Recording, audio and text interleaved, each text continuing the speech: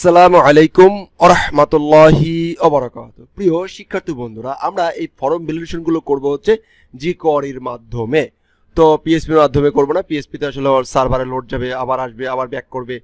PSP এর মাধ্যমে কেন করব না? পিএসপি এর মাধ্যমে করব না, এইখান থেকে সাবমিট করার পরে তারপরে সেই ডাটাগুলো আমি এখান থেকে ক্যাচ করব, তারপরে সেই ক্যাচ করে তারপরে একটা রেজাল্ট দিয়ে আবার এখানে পাঠাবো, তারপরে আসবে। এটা একটা সময় সাপেক্ষ ব্যাপার, বা এইভাবে আসলে করা যাবে না। ক্লায়েন্টের রিকোয়ারমেন্ট থাকবে, ইউজারকে আমি এইখান থেকে আটকাই দেবো, ফর্ম এইখান থেকে আটকাই দেবো। সেই জন্য মূলত আমরা জাভাস্ক্রিপ্ট দিয়ে করতাম এর আগে। এরপরে হলো যে jQuery তে একদম রেডিমেড ভ্যালিডেশন প্লাগইন আছে, যেগুলো দিয়ে আমরা সহজেই করতে পারি। তো চলুন কিভাবে করব সে বিষয়টা দেখিয়ে নেই। তো আমরা জাস্ট এখানে লিখবো jQuery ফর্ম ভ্যালিডেশন, এটা লিখলেই হবে। jQuery ফর্ম ভ্যালিডেশন প্লাগইন বা সাবমিট বা সিডিএন, জাস্ট যেভাবেই লিখি, জাস্ট লিখবো jQuery form validation, just enter. আর কিচ্ছু না, আর কিচ্ছু লাগবে না। Fine, thank you. এখন এইখান থেকে আমরা jQuery ভ্যালিডেশন মোটামুটি পেয়ে যাবো। এই যে এখানে ডকুমেন্টেশন আছে, এইটা আছে, যে কোনো একটা জায়গায় গেলেই হবে, যে কোনো একটা জায়গায় গেলেই আমরা পেয়ে যাবো সম্ভবত। তো jQuery validation form validation with jQuery। তো আমরা একটা যাই, আমরা jQuery ভ্যালিডেশন যে ওর যে নিজস্ব যে অর্গানাইজেশন, যে jQuery.org, ওইখানেই আসল জায়গায় চলে যাই। আসল জায়গায় যে আমরা দেখতে পাবো সে আমাদের কিভাবে কি করতে বলতেছে। মোটামুটি সে আমাদের একটা গাইড টাইড দেওয়ার চেষ্টা করবে, রাইট? তো গাইড টাইড দেওয়ার চেষ্টা করছে, আমরা এখানে বোঝার চেষ্টা করছি। ডকুমেন্টেশনে যাই একটু। হ্যাঁ, এবার ডকুমেন্টেশন দেখে দেখে আমাদের কিন্তু একটু পড়ার বা বোঝার চেষ্টা করতে হবে। তো দেখেন ডকুমেন্টেশন এখানে লেখছে যে এইভাবে করো। এটা HTML ফর্ম আছে, পড়েন। Have a look like example, এভাবে করো, এভাবে আসো, হোয়েন, হ্যাঁ, তারপরে এইভাবে কাজ করো, ঠিক আছে, এইভাবে ভ্যালিডেশন চেক করো, হ্যাঁ, এইভাবে চেক করো। তো ফাইন, এখানে দেখেন বলা আছে required, remote, max length, minimum length, range, minimum কত হবে, ম্যাক্স কত হবে, স্টেপ কত হবে, ইমেল হবে কিনা, ইউআরএল হবে কিনা, ডেট টাইম হবে কিনা, নাম্বার হবে কিনা, ডিজিট হবে কিনা, ইকুয়াল টু পাসওয়ার্ড ফিল্ডটা ইকুয়াল টু হবে কিনা, এইসব চেক করতে এখানে চাচ্ছে, right? List of built in validation method. তো রিকোয়ার্ড আমরা এইখানে যদি ক্লিক করি, একটা যদি চেক করি, নিউ বাটন ওপেন করি, এটা চেক করি, রিকোয়ার্ড আমরা এইগুলো সবগুলো দেখার চেষ্টা করবো ইনশাআল্লাহ। ওকে, তো এই যে ভ্যালিডেশন অধ্যায় আসলো, বলতেছে কি মেথড হচ্ছে রিকোয়ার্ড, মেথডের নাম কি রিকোয়ার্ড মেথড। ফাইন, সেই যে রেকর্ড এইভাবে কাজ করে, সে রিকোয়ার্ড মেথড ডিপেন্ডেন্সি চেক করে। ফাইন, চেক করতেছে example makes field always required, okay. তাহলে এই দেখেন একটা মেক্স ফিল্ড করবো, অলওয়েজ রিকোয়ার্ড করবো। রিকোয়ার্ড করার জন্য কি করতে হবে, এই দিক খেয়াল করেন। এইখানে সর্বপ্রথম আমাদেরকে বলতেছে যে তুমি স্টাইল শিটে এই jQuery সিডিএনটা আছে, ভ্যালিডেশনে এই যে এই ওয়ার্গে একটা ফাইল আপলোড করা আছে কি সিএসএস, এই সিএসএস ফাইলটা তুমি সুন্দর করে এখানে কপি করো। কপি করে আমি আমার মানে যেখানে রাখতে চাই যে সিডিএন, আমি হেডারের ভিতরে আমি আমার হেডারের ভিতরে রেখে দিব, আমি আমার হেডারের ভিতরে এখানে রেখে দিলাম। দ্যাটস ইট, 1 নম্বর স্টেপ শেষ। 2 নম্বর স্টেপে বলতেছে করতে হবে আমাদের যেহেতু এটা আমরা করবো না, আমরা আমাদেরটা করবো, সেহেতু এই যে এখান থেকে jQuery যে আরো যা যা আছে এই স্ক্রিপ্টগুলো নিয়ে নেবে। স্ক্রিপ্টগুলো এখান থেকে কপি করে সিডিএন করে আমি ফুটার শেষ হওয়ার আগে আমি এটা নিয়ে নিচ্ছি। আচ্ছা, সবচেয়ে ভালো হয় কি, আমি টোটালি এটা তো এইভাবে আছে, আমরা হলো যে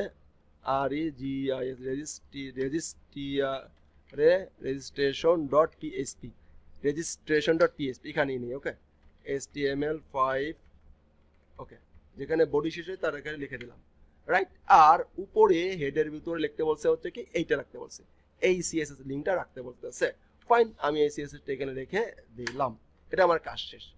ও না, কপি হয় নাই, এটাকে কপি করতে হবে। শুধু এই লাইনটা কপি করব, কপি করলাম এন্ড এখানে এসে হেডের ভিতরে রেখে দিলাম। ওকে ওকে, এখন সে আমারে বলতেছে যে ফর্ম, এই যে ইনপুট যে ফর্মটা আছে তার একটা ইনপুট ফিল্ড নিচ্ছে, সেই ইনপুট ফিল্ডের ফর্মটা আমি এখান থেকে কপি করে আমার এখানে নিয়ে নিলাম। ওকে, তাহলে 3টা জিনিস কপি হচ্ছে। এই এখন কি, এখন কিছুই না, জাস্ট আমরা ফর্মের কোন ফর্মটাকে ভ্যালিডেশন করব সেই ফর্মটাকে এখানে ক্যাচ করলাম, ভ্যালিডেশন। ওকে, হ্যাশ দিয়ে ভ্যালিডেশন ধরে আমরা জানি ভ্যালিডেটর ফাংশন আছে, jQuery ফাংশনটাকে কল করলাম। ফাংশনের ভিতরে একটা প্রথমে রুলস আছে। রুলস কি, রুলসের ভিতরে বললাম যে ফিল্ড আছে, কোন ফিল্ড, এই যে আইডি, আমরা ফিল্ডটাকে ধরবো, ফিল্ডটাকে ধরার চেষ্টা করব। তাহলে এখানে মনে করেন যে সে আমরা লেভেল হচ্ছে ইউজার নেম, এটা হচ্ছে রিকোয়ার্ড ইউজার নেম। ফাইন, আমি লিখলাম ইউজার নেম,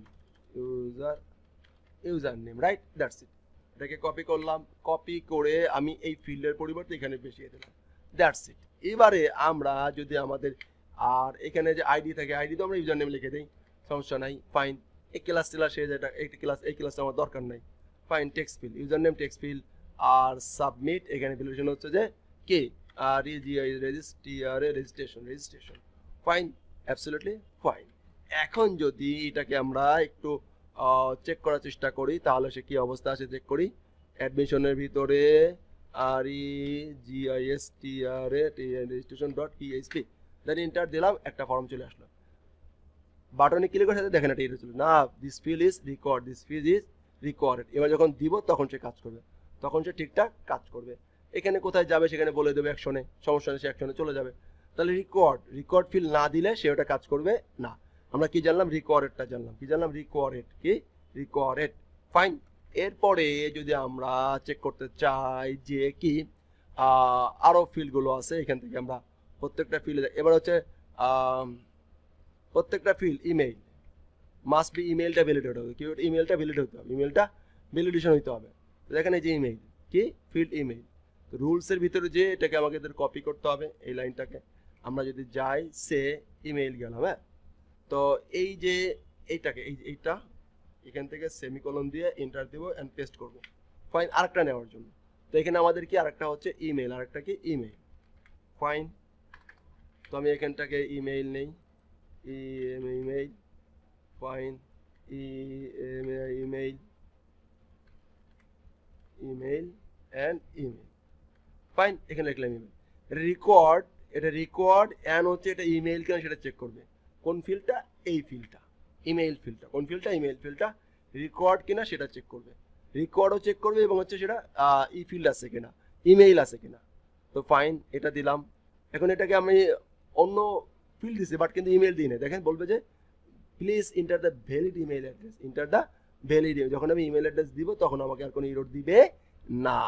ওকে, এটা গেল হলো যে ইমেইল অ্যাড্রেস, রাইট। এরপরে আমরা ম্যাক্স লেন্থ, সর্বোচ্চ কতটুকু, সর্বোচ্চ মিনিমাম লেন্থ, এটা হচ্ছে মিনিমাম লেন্থ, কতটুকু মিনিমাম লেন্থ সে থাকবে। তো এটা যদি আমরা চাই, আমরা সে ক্যারেক্টার মিনিমাম লেন্থ সে রেকর্ড দিলাম।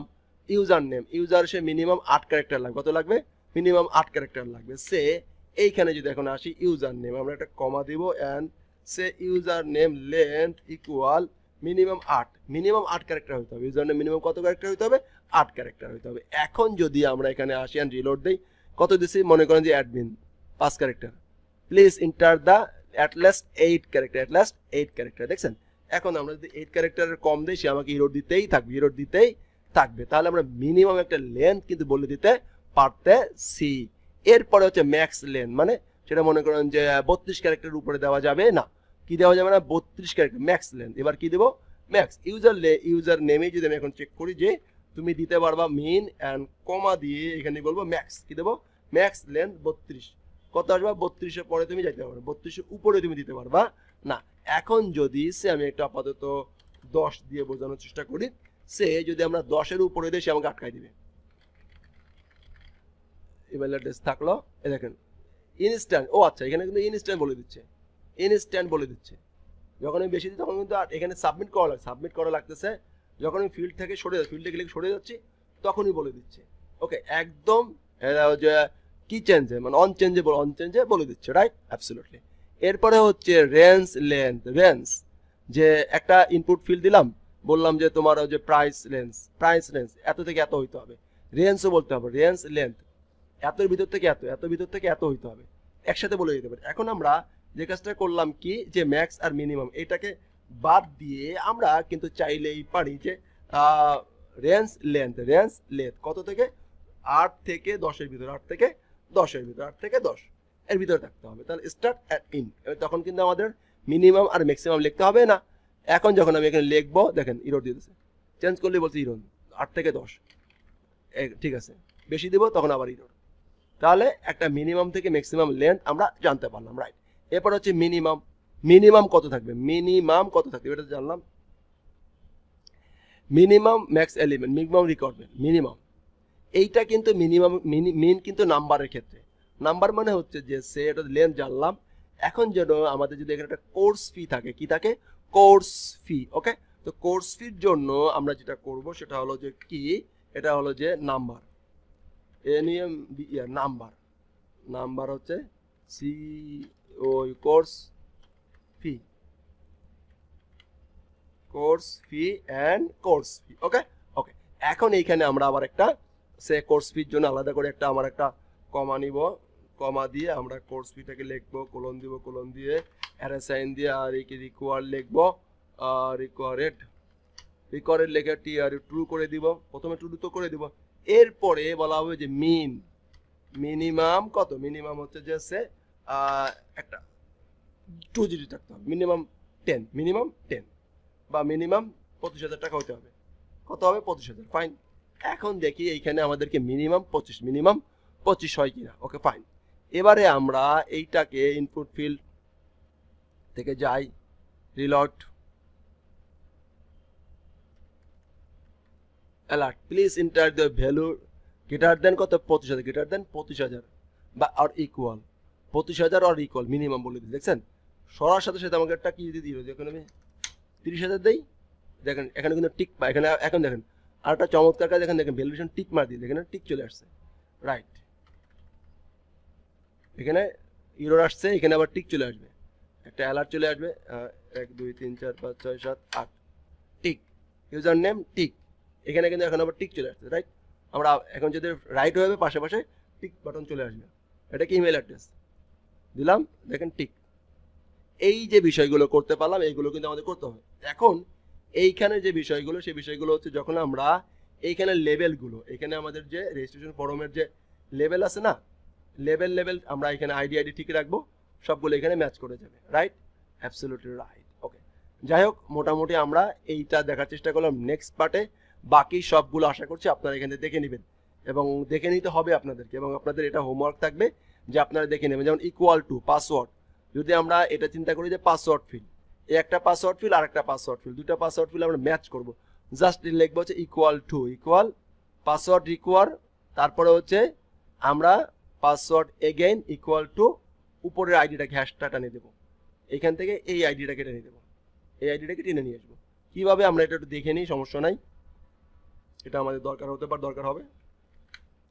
এক চান্সে আমরা পাসওয়ার্ড আর ইনপুট পাসওয়ার্ডটা চেক করে নিব, রাইট, এক ক্লিকে